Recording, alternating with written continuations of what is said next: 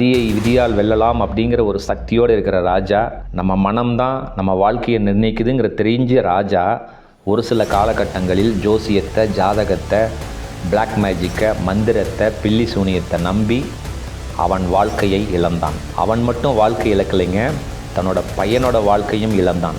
அந்த ராணியும் ரொம்ப வேதனையில் இருந்தாங்க. அடுத்தது நாட்டை ஆள போகிறது யாருன்னு தெரியாமல் அந்த நாடு மற்றவர்கள் கையில் போகக்கூடிய சூழ்நிலை இந்த கதையில் ஏற்பட்டது. அதே மாதிரி அந்த ராணி பழி வாங்கணும்னு நினச்சாங்க. ஆனால் 9 பேர் தான் இந்த தவறை செஞ்சாங்க.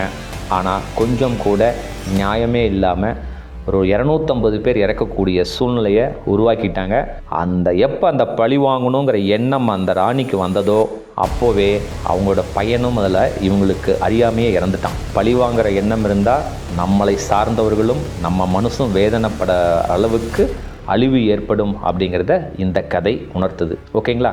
இந்த கதையிலிருந்து நம்ம வாழ்க்கைக்கு நம்ம என்ன எடுத்துக்கணும்?